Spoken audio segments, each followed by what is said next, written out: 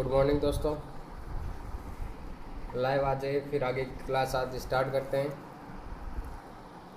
Nervous system के बारे में पढ़ रहे थे। नर्वस सिस्टम के बारे में पढ़ रहे थे। हमने मस्तिष्क की स्ट्रक्चर देख ली थी और उसके कार्य भी देखे थे, फंक्शंस क्या होते हैं।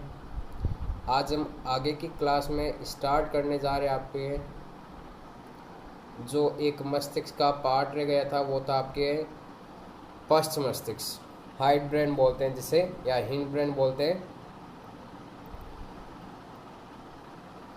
आवाज़ आ रही है क्लियर? चलो ठीक है, आवाज़ आ रही है। तो अब आगे स्टार्ट करने जा रहे हैं आपके। देखो वापस बता देता हूँ, हमने 2 दिन में क्या पढ़ा था। जो भी पिछले पार्ट थे 2, उनमें क्या क्या पढ़ा था। पहले हमने पढ़ा था आपके तंत्रिका तंत्र के कार्य पढ़े थे। किसके कार्य पढ़े थे? तंत्रिका तंत्र। कि तंत्रिका तंत्र के क्या क्या कार्य होते, इन तंत्रिका तंत्र के कार्यों के बारे में पढ़ा था। एक तो ये याद रखना है। फिर हमने पढ़ा था कि तंत्रिका कोशिका, ये क्या होती है आपके तंत्रिका तंत्र की संरचनात्मक व कार्यात्मक इकाई कौन होती है? आपकी तंत्रिका कोशिका।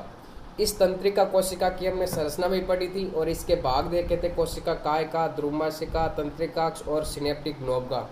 इसके अलावा एक हमने इसमें डेफिनेशन देखी थी सिनेप्सिस की, वो डेफिनेशन भी आपको याद रखनी है। फिर आगे है आपके इसमें ये आपके एक तंत्रिका कोशिका की संरचना हो गई, इसको भी देख लिया था। इसके अलावा हमने देखा था एक आपके कि शरीर का नियंत्रण एवं समन्वय 2 तंत्रों द्वारा किया जाता है। कौन कौन से तंत्र? एक तो हो गए आपके तंत्रिका तंत्र, दूसरा कौन सा हो गया आपके अंतःस्रावी तंत्र के बारे में। तो इस चैप्टर में हम पढ़ेंगे आपके तंत्रिका तंत्र के बारे में, और जो अंतःस्रावी ये तंत्र है ये आपके 29 चैप्टर में होगा। इसमें सिर्फ आपके ग्रंथियों के द्वारा पढ़ेंगे, ठीक है। ग्रंथियों के जो भी आपके कार्य होंगे, फंक्शंस, उनके द्वारा कौन सा हार्मोन रिलीज होता है, वो सारा हम अंतःस्रावी तंत्र में पढ़ेंगे। फिर अगला है आपके तंत्रिका तंत्र के मैंने भाग बताए थे आपको। 3 भाग होते हैं। कौन कौन से? केंद्रीय तंत्रिका तंत्र, परिधीय और आपके स्वायत्त तंत्रिका तंत्र। जिसमें से केंद्रीय तंत्रिका तंत्र में आपके कौन कौन कार्य करते हैं? एक तो मस्तिष्क होता है, एक कौन होता है आपके मेरुरज्जु। जैसे कि ये हमारी ये मानव का शरीर होता है, बीच में यहाँ पर तो क्या होता है आपके मस्तिष्क, और मस्तिष्क से जुड़ा हुआ एक कौन होता है आपकी कशेरुकदंड, या जिसे क्या बोलते हैं स्पाइनल कॉर्ड। रीढ़ की हड्डी होती है, उसमें एक द्रव भरा होता है जिसे क्या बोलते हैं स्पाइनल कॉर्ड। इन दोनों में ये क्या होता है मेन सेंटर में होते हैं, मेन सेंटर में कार्य करते हैं, इसीलिए इन्हें क्या बोलते हैं केंद्रीय तंत्रिका तंत्र। अब मस्तिष्क से जो तंत्रिका कोशिकाएं अनेक सारी होती है आपकी निकली हुई, उनको क्या बोलते हैं कपाल तंत्रिका, और मेरुरज्जु से निकलने वाली तंत्रिका को क्या बोलते हैं मेरु तंत्रिका।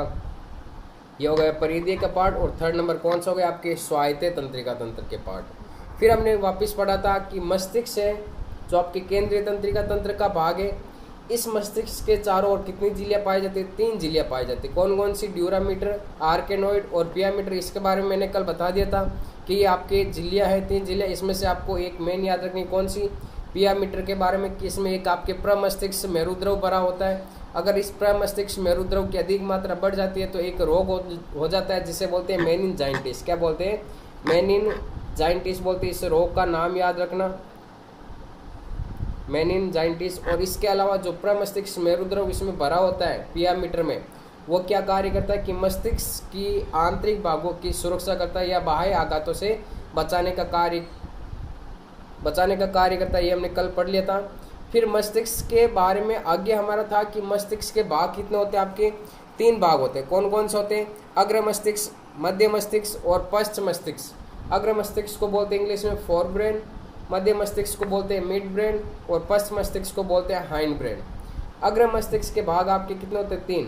प्रमस्तिष्क, हाइपोथैलेमस और थैलेमस का भाग। और मध्य मस्तिष्क के भी 2 भाग होते हैं, और पश्च मस्तिष्क के भी कितने भाग होते हैं? 3। अनुमस्तिष्क, पोन्स वेरुलाई और मेडुला ऑब्लिगेटा, ठीक है। इसके अलावा हमने एक आगे संरचना पढ़ी थी आपके मध्य मस्तिष्क के बारे में। इसकी संरचना पढ़ी थी कि मध्य मस्तिष्क के 2 भाग होते हैं। एक तो कौन सा होता है? कार्पोरा क्वाड्रिजेमिना, जिसे पिंड चतुष्टय कहते हैं, और एक होता है आपके प्रमस्तिष्क वृंतक। इसमें से आपको सिर्फ ये एक भाग याद करना है, ये कार्पोरा क्वाड्रिजेमिना वाला, कि पिंड चतुष्टय का भाग याद रखना है। क्या कार्य करता है कि इसमें जो आपके 4 पिंड, यहाँ पे देखो चतुष्टय नाम हमारा मतलब कितने पिंड पाए जाते हैं? 4 पिंड होते हैं। इसमें से 2 पिंड तो देखने का कार्य करते हैं और 2 पिंड आपके सुनने का कार्य करते हैं। तो मध्य मस्तिष्क का कार्य क्या हो गया, देखने और सुनने का कार्य कौन करता है, मध्य मस्तिष्क के कंट्रोल में रहता है। फिर हमने पढ़ा था कि जो आपके मस्तिष्क है, मस्तिष्क में आपके जो अग्र मस्तिष्क से अग्र मस्तिष्क का एक भाग है कौन सा, प्रमस्तिष्क, जिसे इंग्लिश में कहते हैं सेरिब्रम कहते हैं। ठीक है, इस प्रमस्तिष्क की संरचना देखते हैं यहाँ पे कि प्रमस्तिष्क होता है वो आपके 2 गोलार्धों से बना होता है। कितने गोलार्धों से बना होता है, 2 गोलार्धों। ये देखो ये 2 गोलार्ध बने हुए, इसकी मैंने कल स्ट्रक्चर डिटेल में बताई थी आपको, वो वीडियो आप देख सकते हैं। इसमें एक गोलार्ध होता है बायां गोलार्ध, एक कौन सा होता है, दायां गोलार्ध। बायां गोलार्ध होता है वो शरीर के दाएं भाग का नियंत्रण, और जो दायां गोलार्ध होता है वो शरीर के बाएं भाग का नियंत्रण करता है। बाहर की ओर, ये बाहर वाली सतह, बाहर की ओर आपके दूसर द्रव भरा होता है। बाहर की ओर कौन सा द्रव, दूसर द्रव। और अंदर की ओर, यहाँ पे सारा अंदर की ओर आपके कौन सा द्रव भरा होता है, श्वेत द्रव। जहाँ पे श्वेत द्रव भरा होता है वहाँ पे तंत्रिका कोशिका का एक जोन वाला पार्ट रहता है, और जहाँ पे दूसर द्रव भरा होता है वहाँ पे तंत्रिका कोशिका काय वाला भाग रहता है। ये शरीर का सबसे विकसित बड़ा भाग है। और यहाँ पे एक आपको दिखाई दे रहा है कि ये दोनों गोलार्ध आपके एक भित्ति के द्वारा या एक झिल्ली के द्वारा दोनों आपस में जुड़े होते हैं, और इसको बोलते हैं कार्पस कैलोसम की। कार्पस कैलोसम के द्वारा प्रमस्तिष्क के दोनों गोलार्ध आपस में जुड़े होते हैं। ये प्रमस्तिष्क की संरचना देखी थी। फिर हमने देखा था कि प्रमस्तिष्क के कार्य कि ये ऐच्छिक पेशियों का नियंत्रण करता है, सोचने समझने और याद करने का कार्य कौन करता है, प्रमस्तिष्क। इसके अलावा ज्ञानेंद्रियों से आने वाली सूचनाओं को ग्रहण करने का कार्य भी कौन करता है, आपके प्रमस्तिष्क। ज्ञानेंद्रिय मतलब जो भी आपके आँख के द्वारा आप जो भी किसी वस्तु को देखते हो या कानों के द्वारा सुनते हो, सारी जो भी ज्ञानेंद्रिय उनके द्वारा सूचनाओं को ग्रहण करने का कार्य कौन करता है, आपके प्रमस्तिष्क करता है। फिर हमने ये ब्रेन की संरचना देखी थी कि ये ब्रेन में आपके इतना सा पार्ट, ये आगे वाला पार्ट, तो ये कौन सा हो जाएगा, आपके सबसे आगे का भाग कौन सा हो जाएगा, अग्र मस्तिष्क। फिर ये भाग कौन सा हो जाएगा, आपके मध्य मस्तिष्क, और सबसे पीछे का भाग कौन सा हो जाएगा, आपके पश्च मस्तिष्क हो जाएगा। और ये पीछे की ओर ये जो संरचना दिखाई दे रही है आपको इस आकार की, ये संरचना आपके कहलाती है, क्या कहलाती है, ये कहलाते हैं स्पाइनल कॉर्ड, या जिसे बोलते हैं मेरु रज्जु बोलते हैं। ठीक है, ये इतनी संरचना हो गई थी। मतलब हमने अभी तक क्या क्या पढ़ा था, इस भाग के बारे में देख लेते हैं वापस कि जो केंद्रीय तंत्रिका तंत्र है उसमें मस्तिष्क था। मस्तिष्क में कौन कौन से भाग थे, अब मस्तिष्क के भाग में देखो आप, एक तो प्रमस्तिष्क था, हाइपोथैलेमस था, थैलेमस, जिसमें से हमने प्रमस्तिष्क के बारे में पढ़ लिया था कंप्लीट। अब देखते हैं हाइपोथैलेमस के बारे में, मैं वापस बता देता हूँ, कल पढ़ा था वैसे। यहाँ पे देखो हाइपोथैलेमस की संरचना किस प्रकार की होती है। आपके हाइपोथैलेमस में आपको इतना ध्यान रखना है कि ये शरीर का ताप नियंत्रित केंद्र होता है। कौन सा केंद्र होता है, ताप नियंत्रण का केंद्र। हाइपोथैलेमस का क्या होता है कि ये शरीर का ताप नियंत्रित करता है। तो अगर पूछे आपको एग्जाम में कि शरीर का ताप नियंत्रित केंद्र कौन होता है, तो वो कौन सा होता है, आपके हाइपोथैलेमस। हाइपोथैलेमस क्या कार्य करता है, एक तो हो जाएगा आपके ताप नियंत्रण का केंद्र, ताप नियंत्रण का केंद्र। एक हो जाएगा कि ये पीयूष ग्रंथि को क्या करता है, हार्मोन स्रावित करने के लिए प्रेरित करता है। इसके अलावा ये क्या कार्य करता है कि शरीर में जो हमारे ब्लड प्रेशर होता है उसका भी नियंत्रित करता है हाइपोथैलेमस। और एक और कार्य हाइपोथैलेमस का कि भूख और प्यास का केंद्र भी कौन होता है, आपके शरीर में, हाइपोथैलेमस। तो 4 कार्य याद रखने हाइपोथैलेमस के बारे में। ताप नियंत्रण का कार्य, पीयूष ग्रंथि को हार्मोन स्रावित करने के लिए प्रेरित करता है, और एक आपके शरीर में ब्लड प्रेशर को नियंत्रित रखता है, और भूख प्यास का केंद्र भी कौन सा होता है, हाइपोथैलेमस। ये मैंने कल वीडियो में बताया था। आज आगे का टॉपिक स्टार्ट करते हैं, आप उस वीडियो को देख लेना वापस। हमने कल पढ़ लिया था आपके मस्तिष्क का जो अग्र मस्तिष्क भाग होता है उसको कंप्लीट कर दिया था, मध्य मस्तिष्क का भाग कंप्लीट कर दिया था। आज हम पढ़ने जा रहे हैं आपके पश्च मस्तिष्क के बारे में कि पश्च मस्तिष्क के जो 3 भाग होते हैं कौन कौन से। एक तो अनुमस्तिष्क होता है, पोन्स वेरोलाई होता है, और मेडुला ऑब्लिगेटा। इसको आप कैसे याद रख सकते हो, पी और इसका क्या हो जाएगा सी, और इसका क्या हो जाएगा एम, मतलब पीसीएम। पीसीएम मतलब क्या होता है, फिजिक्स केमिस्ट्री में। पर यहाँ पे आपको याद रखना है, पी से हो जाएगा क्या हो जाएगा, पोन्स। सी होता है इस अनुमस्तिष्क को इंग्लिश में कहते हैं सेरिबेलम, क्या कहते हैं, सेरिबेलम। पर प्रमस्तिष्क को ध्यान रखना, इंग्लिश में कहते हैं सेरिब्रम। एम से क्या हो जाएगा, आपके मेडुला ऑब्लिगेटा। एम से क्या हो जाएगा, मेडुला ऑब्लिगेटा। सिर्फ आपको यहाँ पे इन जो भी भाग है पश्च मस्तिष्क के, इनके कार्य याद रखने कि इनके कार्य क्या होते हैं। तो अनुमस्तिष्क का मैं कार्य बता देता हूँ कि अनुमस्तिष्क होता है वो हमारे शरीर का संतुलन बनाए रखने का कार्य करता है, और जो पेशियाँ होती है उन पेशियों के नियंत्रण का कार्य करता है। पेशियों के नियंत्रण का कार्य भी कौन करता है? आपके अनुमस्तिष्क। मतलब चलने और फिरने का कार्य करते हैं हम, उनमें आपके हाथ पैरों की गतियों का नियंत्रण कौन करता है? आपके अनुमस्तिष्क। अगर कोई व्यक्ति, इंपॉर्टेंट है ध्यान देना इस बात पे, कि अगर कोई व्यक्ति अल्कोहल का सेवन करता है तो उसमें जो अल्कोहल का इफेक्ट पड़ता है वो पड़ता है आपके अनुमस्तिष्क पे। किस पे पड़ता है? अनुमस्तिष्क पे। तो अनुमस्तिष्क क्या हो जाता है? आपका इनएक्टिव हो जाता है, और जिसके कारण हमने चलने फिरने, जो भी व्यक्ति होता है वो जो आपके अल्कोहल का सेवन करने के बाद में ना तो सही ढंग से चल पाता और ना ही सही ढंग से बोल पाता। तो इसीलिए जो अल्कोहल पीता है तो उस समय क्या हो जाता है कि उसका अनुमस्तिष्क होता है वो क्या हो जाता है? इनएक्टिव हो जाता है, जिसके कारण वो क्या होता है? चलने फिर जो व्यक्ति होता है वो चल नहीं फिर पाता है। तो इसमें शरीर का संतुलन बनाए रखने का कार्य और पेशियों के नियंत्रण का कार्य कौन करता है? आपके अनुमस्तिष्क करता है। ठीक है, फिर आगे बात करते हैं पोन्स वेरोलाई क्या कार्य करता है। कि पोन्स वेरोलाई होता है वो एक तो चबाने की क्रिया, एक तो लार के स्त्रावण में, और नेत्रों की गतिशीलता। ये तीन कार्य आपके कौन करता है? पोन्स वेरोलाई। इसके अलावा जो मेड्यूला ऑब्लिगेटा है वो क्या कार्य करता है? आपके अनैच्छिक क्रियाओं का नियंत्रण करता है। कि अनैच्छिक क्रियाओं का नियंत्रण कौन करता है? हमारे शरीर में मेड्यूला ऑब्लिगेटा करता है। ठीक है, अनैच्छिक क्रिया मतलब जो हम अपनी इच्छा के अनुसार नहीं कर सकते वो क्रिया कौन सी कहलाती है? आपकी अनैच्छिक क्रिया। जैसे कि हृदय का धड़कना, या फिर जो भी आहार नाल होती है, या फिर जो भी हार्मोन स्रावित होते हैं, वो सारी क्या होती है? अनैच्छिक क्रिया, जो हम अपने कंट्रोल में नहीं कर सकते, अपने आप ही होती है। वो कौन सी क्रिया होती है? आपके अनैच्छिक। तो अनैच्छिक क्रियाओं का आपके नियंत्रण कौन करता है? मेड्यूला ऑब्लिगेटा। और जो हमारे शरीर में ऐच्छिक क्रिया होती है, ऐच्छिक मतलब जो हम अपनी इच्छा के अनुसार कर सकते हैं, उन क्रियाओं को कंट्रोल में करने का कार्य कौन करता है? कि अग्र मस्तिष्क का एक भाग होता है कौन सा? प्रमस्तिष्क। तो प्रमस्तिष्क क्या कार्य करता है? कि आपके शरीर में ऐच्छिक क्रियाओं का नियंत्रण का कार्य कौन करता है? प्रमस्तिष्क। और अनैच्छिक क्रियाओं के नियंत्रण का कार्य कौन करता है? आपके मेडुला ऑब्लिगेटा करता है। तो ये आपके मस्तिष्क के तीन पार्ट हो गए। तीन पार्टों के बारे में हमने देख लिया था कि कौन कौन से भाग थे। अग्र मस्तिष्क में प्रमस्तिष्क के कार्य देख लिए, हाइपोथैलेमस के भी कार्य देख लेते, और आपके थैलेमस के भी मैंने कल कार्य बता देते, वीडियो देख लेना आप बैक वाला। मध्य मस्तिष्क के दो भाग होते हैं, उसमें से एक भाग याद रखना है कार्पोरा क्वाड्रिसेमिन, वो आपके देखने और सुनने का कार्य करता है।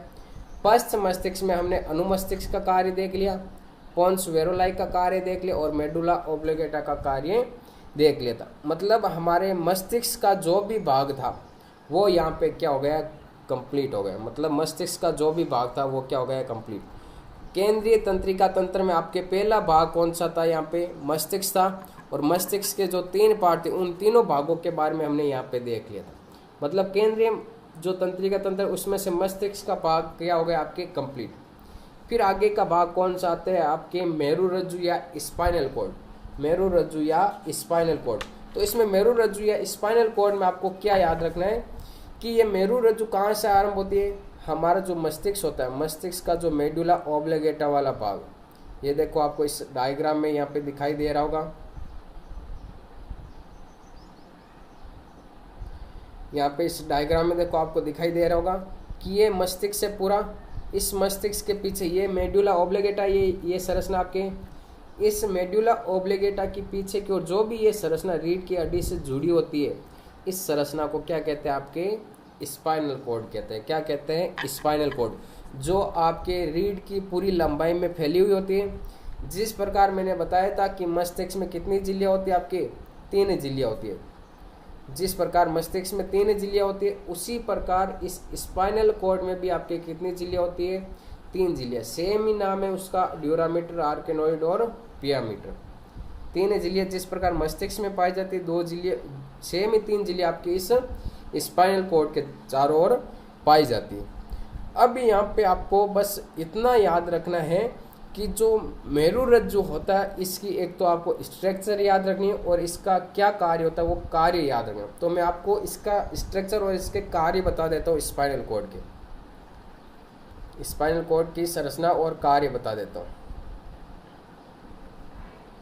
अब ये हमारे क्या है? यहाँ पे रीढ़ की हड्डी, इस रीढ़ की हड्डी में पूरी में क्या होते हैं आपके इस प्रकार के ये भाग दिखाई देते रहते हैं। ये यहाँ पे देखो ये संरचना दिखाई देती है।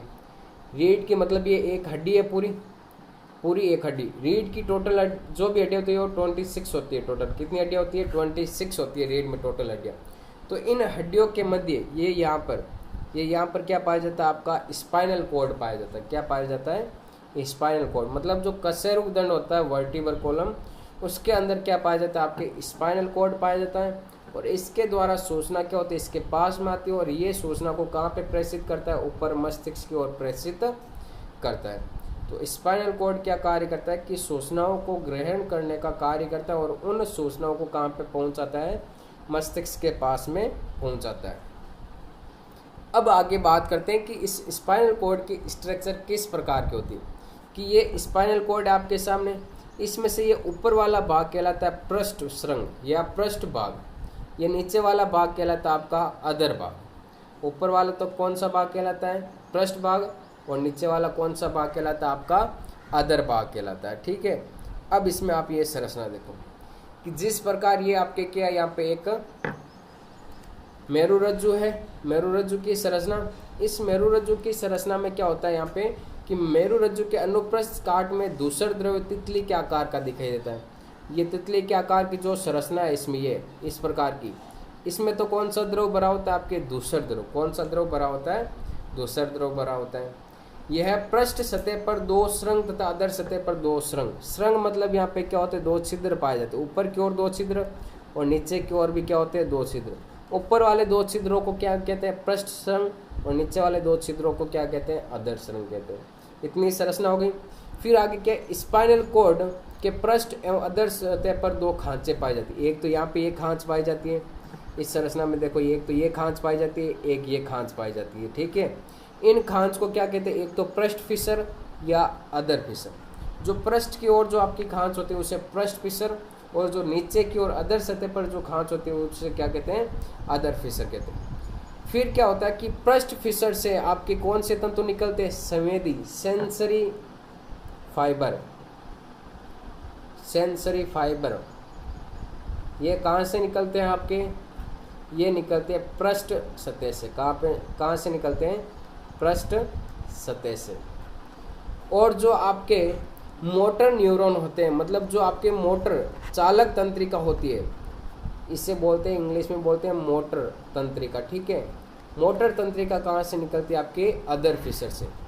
यहाँ पे एक बात ध्यान रखना, जो आपके संवेदी तंत्रिका होती है, मतलब जो सूचना को, हाँ आज पूरा हो जाएगा महावीर ये चैप्टर, आज कंप्लीट कर देंगे चैप्टर और कल करेंगे इसके क्वेश्चन आंसर। अब इसमें क्या होता है कि एक मैंने बताया था संवेदी तंत्रिका होती है, एक प्रेरक तंत्रिका होती है। संवेदी तंत्रिका मतलब जो क्या करती है, जो बाहरी सूचनाओं को हमारे मस्तिष्क तक पहुंचाती है, उस तंत्रिका को क्या कहते हैं? संवेदी तंत्रिका। क्या कहते हैं? संवेदी तंत्रिका। और जो मस्तिष्क से वापस सूचना हमारे पेशियों में पहुंचाती है वो कौन सी तंत्रिका कहलाती है? प्रेरक तंत्रिका, या इसे इंग्लिश में बोलते हैं मोटर तंत्रिका, या फिर हम इसको बोलते हैं चालक तंत्रिका। ठीक है। कि एक तो जो हमारे हाथ से जो सूचना मस्तिष्क तक पहुंचाएगी उसको क्या कहते हैं? संवेदी तंत्रिका।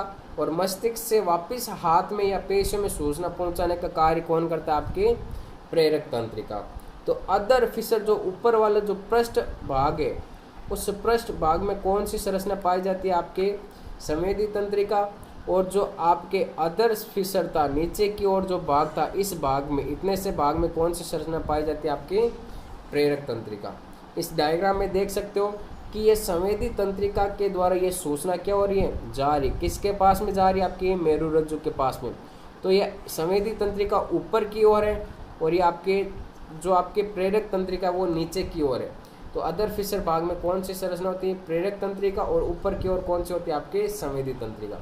तो संवेदी तंत्रिका क्या कार्य करती है? सूचनाओं को मेरुरज्जु तक पहुंचाती है, वापस क्या करती है? मस्तिष्क से जो सूचना हमारे पेशियों में पहुंचाती है, यहाँ पे पेशी में, तो वो कार्य कौन करता है? आपके प्रेरक तंत्रिका करता है। ये आपकी किसके बारे में था? स्पाइनल कॉर्ड, मतलब इसकी संरचना के बारे में। किसकी संरचना थी? आपके स्पाइनल कॉर्ड या मेरुरज्जु की संरचना। कंप्लीट हो गई मेरुरज्जु की संरचना। कि मेरुरज्जु की संरचना में आपको इतना याद रखना है कि दो भाग होते हैं, एक तो ये ऊपर वाला भाग हो जाएगा, एक आपके ये नीचे वाला भाग। ऊपर वाले भाग को क्या बोलते हैं? पृष्ठ मूल कहते हैं। इसमें तितली के आकार का जो द्रव भरा होता है उसे क्या कहते हैं? दूसर द्रव कहते हैं। फिर ऊपर जो पृष्ठ भाग होता है उसमें कौन सी तंत्रिका होती है? आपके संवेदी तंत्रिका, जो क्या करती है? सूचनाओं को कहाँ पे पहुंचाती है?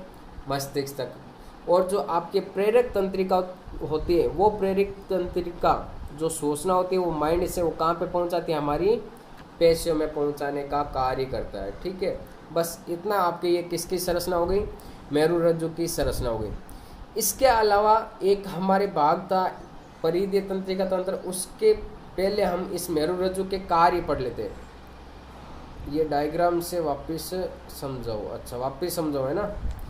अब देख मेरुरज्जु की संरचना तो देखना वापस। ये देख तेरे सामने ये डायग्राम दिखाई दे रहा है। यहाँ पे मैं थोड़ा क्लियर कर देता हूँ, डायग्राम को साफ कर देता हूँ, यहाँ पे अच्छे से दिखाई देगा। अब डायग्राम में क्या है? आपके दो भाग दिखाई दे रहे हैं इस डायग्राम में। कौन कौन से भाग दिखाई दे रहे हैं? एक तो भाग देख इसमें, इस डायग्राम में आपको ये तितली के समान जो आपको डायग्राम दिखाई दे रहा है, इसमें ये तितली के समान जो डायग्राम दिखाई दे रहा है, ये इसको तो क्या बोलते हैं? दूसर द्रव्य को बोलते हैं। क्या बोलते हैं? दूसर द्रव्य, जो आपके तितली के समान भरा होता है। ठीक है, फिर इसके भाग कितने होते हैं? आपके दो भाग होते हैं। कौन कौन से? एक तो ये ऊपर वाला भाग हो गया, एक आपके नीचे वाला भाग। ऊपर वाले को क्या बोलते हैं? पृष्ठ भाग बोलते हैं, और नीचे वाले को क्या बोलते हैं? अधर सतह या अधर भाग बोलते हैं। इसके अंदर दो खांच पाई जाती है। एक तो ये होगी यहाँ पे बीच में, एक ये यहाँ पे खांच होगी बीच में। दो खांच पाई जाती है। जो ऊपर की ओर खांच होती है उसे बोलते हैं पृष्ठ खांच। क्या बोलते हैं? पृष्ठ खांच बोलते हैं। और जो नीचे की ओर जो खांच होती है उसे क्या बोलते हैं? अधर खांच बोलते हैं। क्या बोलते हैं? अधर खांच बोलते हैं। हो गया इतना। इसके अलावा क्या होता है कि जो हमारे हाथ में, अगर मान लो हमने किसी गर्म वस्तु को छुआ है, ये गर्म वस्तु को यहाँ पे छू रहे हैं, टच कर रहे हैं, तो गर्म वस्तु को छू रहे हैं, तो इसकी सूचना हमारे मस्तिष्क तक पहुंचाने का कार्य कौन करेगी? आपकी संवेदी तंत्रिका कोशिका। कौन करेगी? संवेदी तंत्रिका कोशिका। अब ये देखो, संवेदी तंत्रिका कोशिका क्या कर रही है? सूचना को ले जा रही है। और कहाँ पे जुड़ी हुई है? आपके ऊपर की भाग की ओर जुड़ी है, तो इसे क्या बोलते हैं? पृष्ठ खांच। तो पृष्ठ खांच में कौन सा भाग होता है? आपके संवेदी तंत्रिका कोशिका का, जो वापस मस्तिष्क से सूचना लेके आएगी कि हमें क्या करना, हाथ हटाना है। तो ये सूचना देखो, ये वापस कहाँ पे जाएगी? पेशियों में। और पेशियों में जाएगी तो पेशियों में क्या होगा? संकुचन, और जिसके कारण क्या होगा? हम हाथ हटा लेंगे। तो ये सूचना वापस लाने का कार्य कौन करता है? आपके प्रेरक तंत्रिका कोशिका। पता चल गया कि संवेदी तंत्रिका कोशिका क्या होती है और प्रेरक तंत्रिका कोशिका क्या होती है। समझ में आ गया इतना? बता दो कमेंट करके, फिर आगे चलते हैं।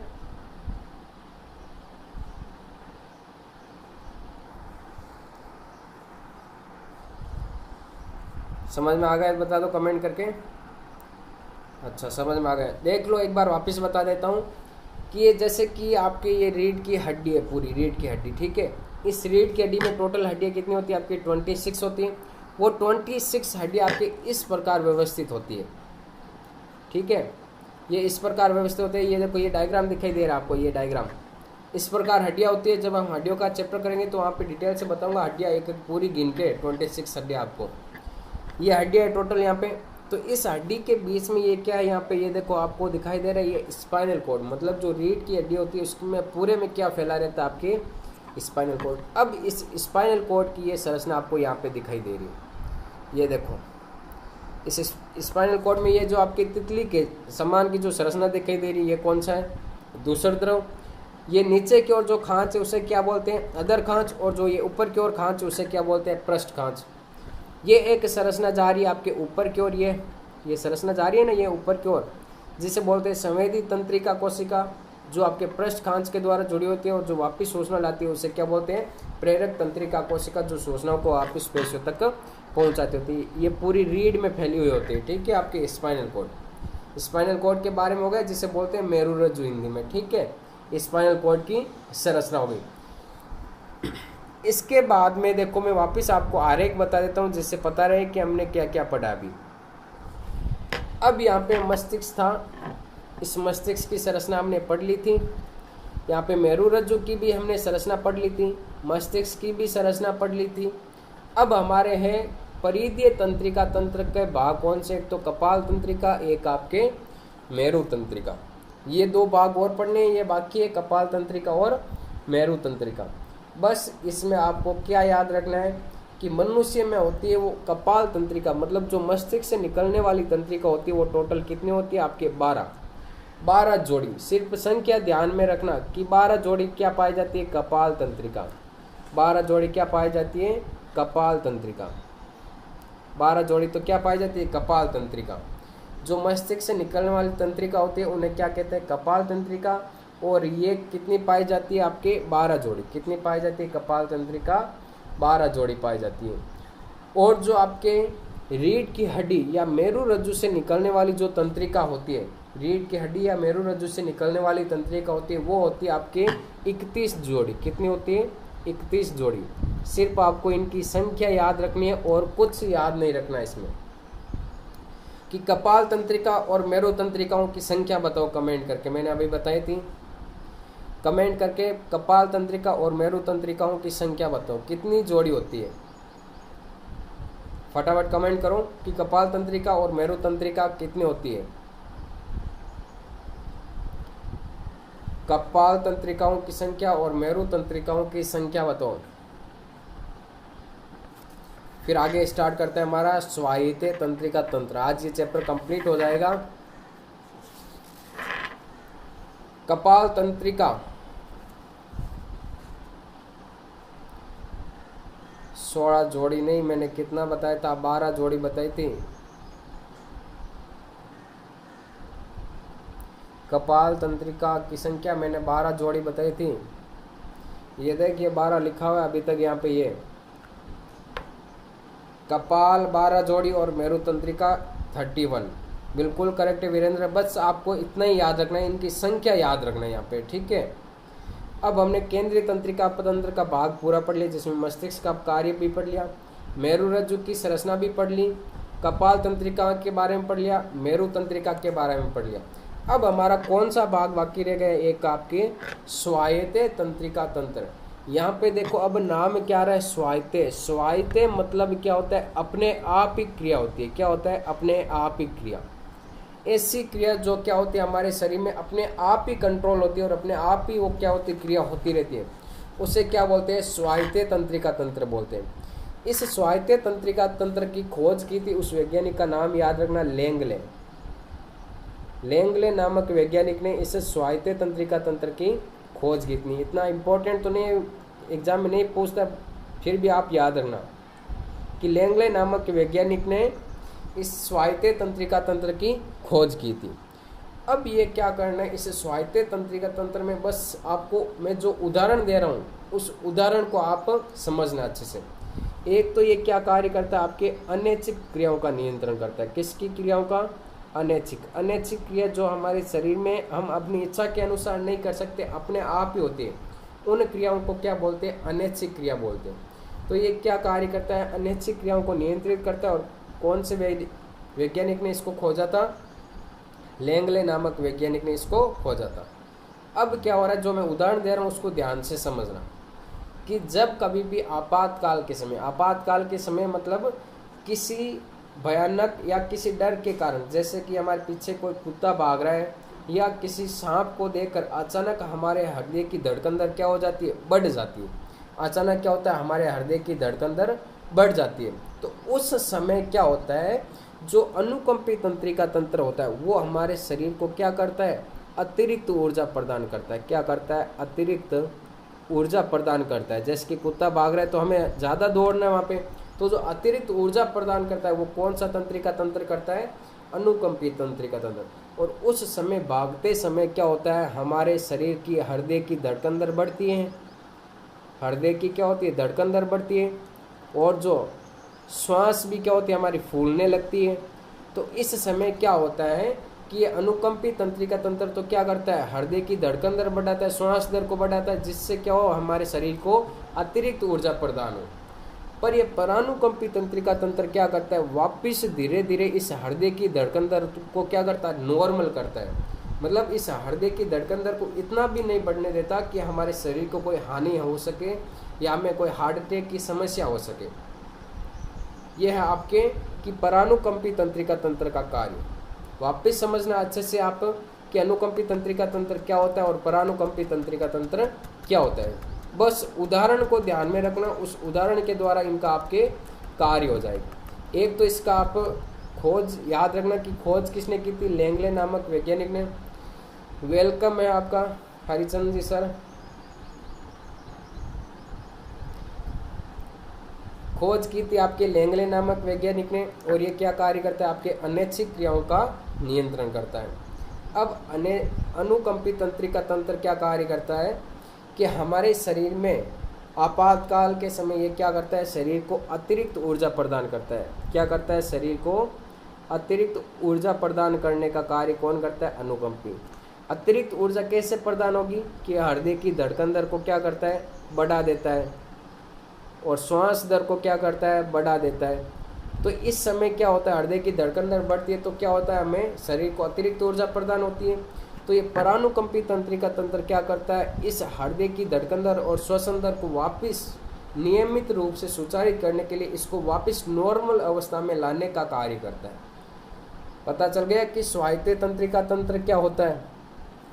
मतलब ये अनुकंपी तंत्रिका तंत्र क्या कार्य करता है, जो ये कार्य करेगा उसके विपरीत कौन कार्य करेगा, आपके परानुकंपी तंत्रिका तंत्र।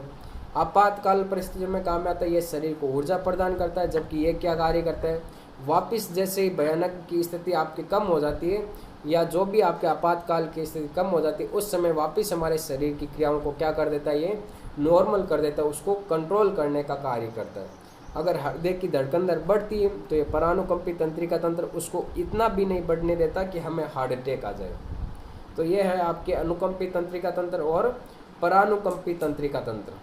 कमेंट करके बता दो समझ में आ गया तो आगे चलते हैं। फिर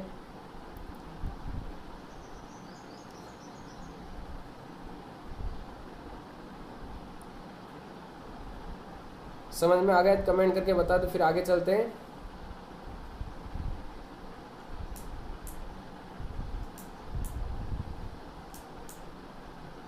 चलो आगे चलते हैं। फिर एक हमारे इस चैप्टर का सबसे लास्ट टॉपिक है और उस टॉपिक का नाम है आपके प्रतिवर्ती क्रिया। क्या नाम है, प्रतिवर्ती क्रिया। प्रतिवर्ती क्रिया कहते हैं किसे, इस क्रिया के बारे में सबसे पहले आप तो एक डेफिनेशन देखना कि प्रतिवर्ती क्रिया कहते किसे। सबसे पहले आपके प्रतिवर्ती क्रिया की मैं परिभाषा लिख देता हूं यहाँ पे।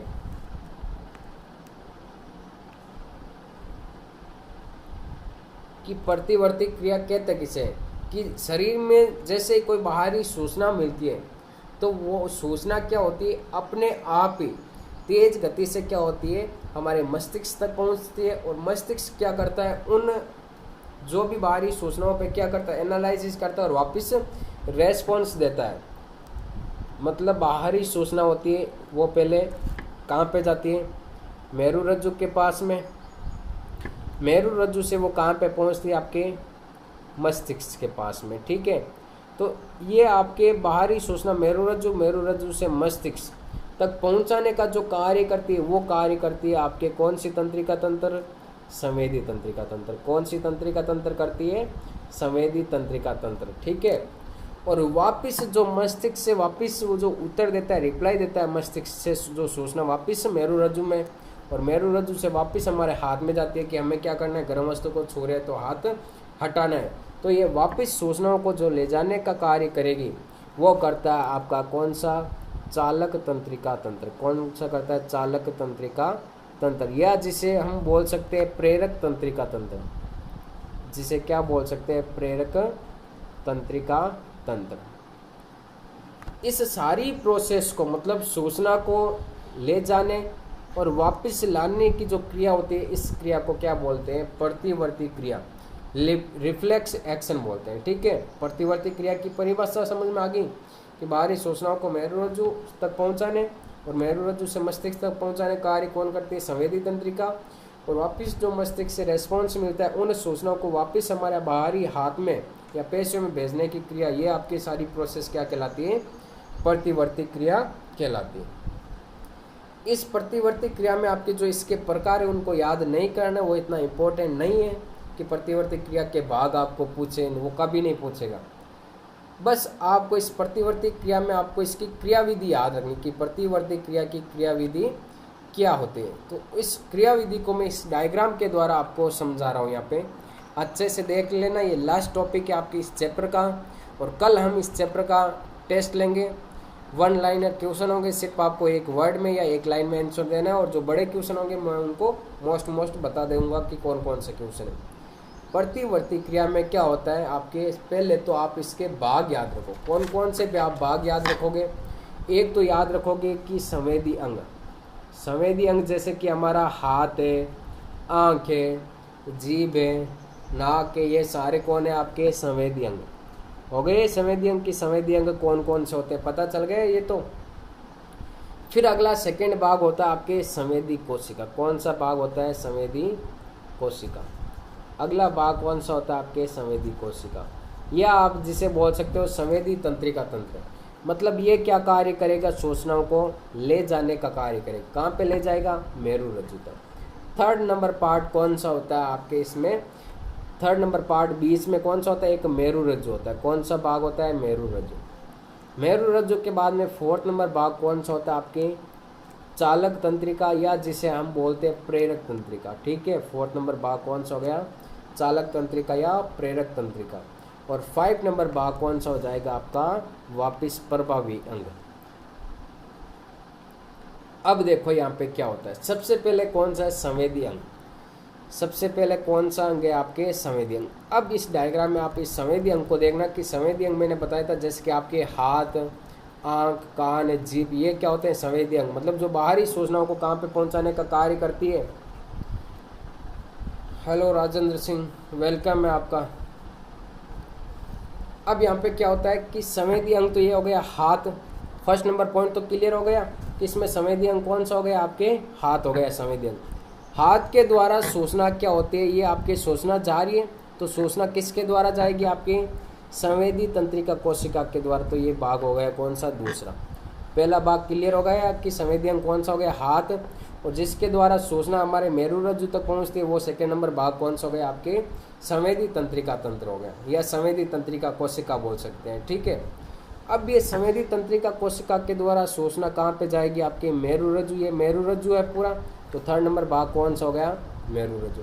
अब मेरुरज्जु में क्या होगा आपके यहाँ पे कि इस प्रोसेस के द्वारा जो सूचना हमारे मस्तिष्क में गई है उन पे क्या किया जाएगा? आपके एनालाइसिस किया जाएगा। क्या किया जाएगा? एनालाइसिस किया जाएगा, जिसके द्वारा मस्तिष्क क्या होगा? वापस रेस्पॉन्स देगा। तो वो सूचना मेरुरज्जु में गई, मेरुरज्जु के द्वारा वो सूचना किसके द्वारा? प्रेरक तंत्रिका या चालक तंत्रिका के द्वारा। ये देखो यहाँ पे प्रेरक तंत्रिका या चालक तंत्रिका के द्वारा वापस सूचना कहाँ पे जाएगी? आपके पेशियों में या प्रभावी अंग। मतलब हमें क्या करना है? इस गर्म वस्तु को छूते हैं तो यहाँ से हमें हाथ हटाना है। तो ये प्रोसेस कौन सी होगी? आपकी प्रतिवर्ती क्रिया की होगी। अब इस प्रतिवर्ती क्रिया की प्रोसेस होगी, तो बस आप इसमें इतना याद रखना। एक इसके स्ट्रक्चर के बारे में मैंने बता दिया आपको। मेरुरज्जु की संरचना कि 2 भाग होते हैं, ऊपर का भाग होता है, एक नीचे का भाग। ऊपर वाले भाग को क्या बोलते हैं? पृष्ठ भाग, और नीचे वाला भाग कौन सा होता है? आपका अधर भाग होता है। ऊपर भाग जो खांच पाई जाती है उसे पृष्ठ खांच, और नीचे की ओर जो खांच पाई जाती है उसे अधर खांच कहते हैं। अब यहाँ पे क्या होता है? अधर खांच के अलावा कि ऊपर का भाग जो पृष्ठ हो गया उसमें तो कौन सी तंत्रिका प्रवेश करी है? आपके संवेदी तंत्रिका। और नीचे की ओर जो अधर भाग है वहाँ पे कौन सी तंत्रिका प्रवेश करी है? आपके प्रेरक तंत्रिका। ये देखो, एक तो ऊपर की ओर जा रही है जिससे आपके क्या बोलते हैं? पृष्ठ भाग में संवेदी तंत्रिका, और नीचे की ओर कौन सी तंत्रिका प्रवेश करती है? आपके प्रेरक तंत्रिका प्रवेश करती है। ये सारी प्रोसेस होगी आपके प्रतिवर्ती क्रिया की, कि वो सबसे पहले जो सूचना होती है कहाँ पे जाती है? आपके संवेदी अंग में। संवेदी अंगों के द्वारा जो संवेदी तंत्रिका कोशिका होती है उन सूचनाओं को कहाँ पे ले जाता है? मेरुरज्जु में। मेरुरज्जु से वो सूचना आपके मस्तिष्क में, और मस्तिष्क के द्वारा जो वापस रेस्पॉन्स मिलता है उस रेस्पॉन्स को जो प्रेरक चालक तंत्रिका होता है वो वापस कहाँ पे पहुँचाता है? आपके प्रभावी अंगों में। और जिसके कारण क्या करते हैं हम? अगर गर्म वस्तु को छूते हैं तो हाथ हम वहाँ से हटा लेते हैं। हाथ क्या करते हैं? हटा लेते हैं। तो ये सारी प्रोसेस कौन सी होगी? आपके प्रतिवर्ती क्रिया की प्रोसेस होगी। किसकी प्रोसेस होगी? प्रतिवर्ती क्रिया की प्रोसेस होगी। वापस देख लो एक बार हाईलाइट में चैप्टर। फिर कल हम करेंगे क्वेश्चन, ये आपका चैप्टर एंड है। पहले हमने तंत्रिका तंत्र के कार्य पढ़े थे, कार्य याद रखने। तंत्रिका कोशिका की संरचना पढ़ी थी, 4 भाग थे। इन 4 भाग के अलावा आपको सिनेप्सिस की परिभाषा याद रखनी है। फिर हमने पढ़ा था आपके 2 तंत्र कार्य करते हैं, तंत्रिका तंत्र और अंतःस्रावी तंत्र, इनके बारे में याद रखना है। तंत्रिका तंत्र के हमने भाग देखे थे, एक तो केंद्रीय, परिधीय और स्वायत्त। केंद्रीय में मस्तिष्क की हर एक पार्ट के बारे में हमने कार्य पढ़े थे, उन कार्यों को याद रखना। मेरुरज्जु की संरचना देख ली, उस मेरुरज्जु की संरचना याद रखना। कपाल तंत्रिका की संख्या और मेरु तंत्रिका की संख्या याद रखना। और हमने पढ़ा था स्वायत्त तंत्रिका तंत्र, एक तो अनुकंपी, एक कौन सा हो गया परानुकंपी, जो आपकी आपातकालीन परिस्थितियों में कार्य करता है। फिर हमने मस्तिष्क के चारों 3 झिल्लियाँ पाई जाती, कौन सी, ड्यूरामीटर, आर्केनोइड और पियामीटर। फिर अगला कौन सा हो गया, मस्तिष्क के भाग हो गए। अग्र मस्तिष्क के 3 भाग, प्रमस्तिष्क, हाइपोथैलेमस और थैलेमस। मध्य मस्तिष्क का कार्य करता है देखने और सुनने का। पश्च मस्तिष्क के कार्य पढ़ लिए थे हमने, इन सारे भागों के कार्य पढ़े थे। मध्य मस्तिष्क के कार्य देख लिए, प्रमस्तिष्क की संरचना देख ली कि 2 गोलार्धों में होता है। ये वीडियो में आप वापस देख लेना, समझ में नहीं आए तो। और अगर आपको इसकी PDF चाहिए तो उस अभी डिस्क्रिप्शन ग्रुप में मैं लिंक डाल दूंगा, तो उस व्हाट्सएप ग्रुप को ज्वाइन कर लेना, वहाँ पे इसकी आपको PDF भी प्राप्त हो जाएगी। ठीक है, समझ में आ गया तो बता दो कमेंट करके।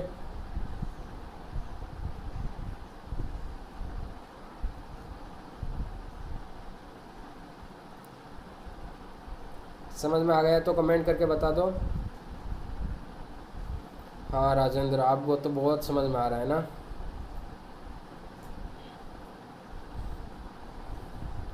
चलो महावीर, तो कल मैं इसके क्वेश्चन लेके आ रहा हूँ, और जो भी क्वेश्चन आपको पूछने हो तो वो कल पूछ लेना, जो समझ में नहीं आए। और अगर समझ नहीं आता तो इस वीडियो को अच्छे से देख लेना वापस, और इसकी PDF है वो मैं आपको व्हाट्सएप ग्रुप पे अभी डाल दूँगा, उस व्हाट्सएप ग्रुप को ज्वाइन किए हुए रखना, ठीक है। और जो भी अपने और स्टूडेंट्स हैं उनको भी आगे शेयर करना। धन्यवाद, वापस कल मिलते हैं, थैंक यू।